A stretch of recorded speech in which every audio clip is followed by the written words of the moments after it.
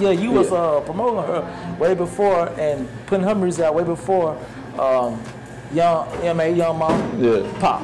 And it was kind of crazy. I was like, how did she just pop right when you was promoting Tumboi? Yeah, that was crazy, man. I mean, it's like I really felt like I was ahead of the curve when I found, like, because I felt like in Atlanta there was not a female that was like, you know, lesbian that was like in a rap game, you know what I'm saying? And it wasn't one before that. And I sent it to my boy Dino Del Valle. Dino signed Cash Money to that big $33 million deal back in the day, and he signed a little flip. He gave me my first music check. So whenever I get an artist, I would send it over to Dino. He has his artist he has right now is OT Genesis. That's who he got. OT Genesis. Yeah, that's his artist now. But he's a longtime friend of mine.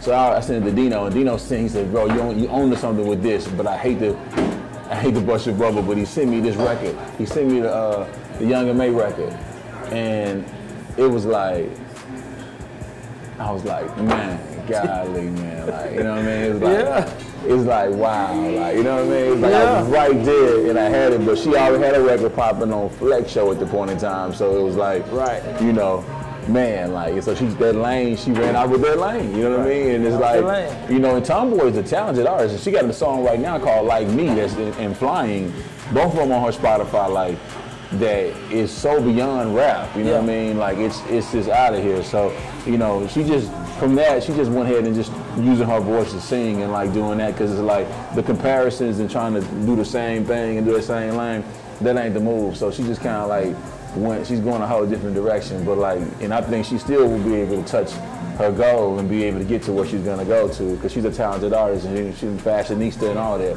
But like, that was the time. The time is like, you get these windows and these opportunities to be able to hit, and it's like, that was the right time, but it's like, the record came and you gotta accept that, you know what I'm saying? Was she signed to Rap Hustlers, or was it? Yeah, anybody that I mess with is all on the Rap Hustler music, you know what I'm saying? So my Rap Hustler label is still bankable and it's still collecting checks, you know what I'm saying? Business is open, you know what I mean? And with streaming being as popular as it is, and people wanting to go and, you know, I get requests, people, hey man, I need you to put that old Street Wars and stream that right now, bro, I want to stream that, you know what I mean? So I've taken my whole catalog and just updated it and put it all on the Spotify and iTunes and Apple Musics, and it's all in the key of shine on that. So it's like, the streaming is just, you know, it's great, you know what I mean? Because people can go and just get that music and play it, and you know, it's Black Millennials, bro, and I love it, you know what I'm saying? So it's like, yeah, Rap Hustlers, the label is still in effect, you know what I'm saying? Like, you know, still making money and doing that, but it's like, you know, key of shine is like, you know, if I see something that's dope or see something that I really believe in and God is saying, hey, you need to take this and put some time and invest some energy into this, then I do that. You know what I'm saying? But it's like, it's all about him. It's all about the direction, you know what I'm saying? Because for me, it's like, I've always tried to do multiple things. Like, if it's like, if right now, okay, Rap Hustlers, Kia Shine started as a CEO and kind of a Diddy kind of like, you know what I mean, individual. I rap on some stuff, but I was like really pushing my artist. Then it was like time for me to push myself. And then I came with the whole swag and the sauce wave and that whole thing, and, you know, and that was another thing that was like kind of ahead of its time. But like, now people are all on that vibe now, you know what I mean, with Gucci Gang and so all that. That's the, you know, that's the swag. That's what's in effect right now. So, but I was on that and I kind of came in that way, you know what I mean. But my point about when I'm putting out Yo Gotti or putting out artists from Memphis, that was a season for that. When it was time for me to be an artist, that was a season for that. But then it was time for me to, you know, go sell beats again and get with Wayne and other people and do records that became the best I ever had. You know what I'm saying? So it's like whatever season God got me in at that particular time, that's what I got to like focus on.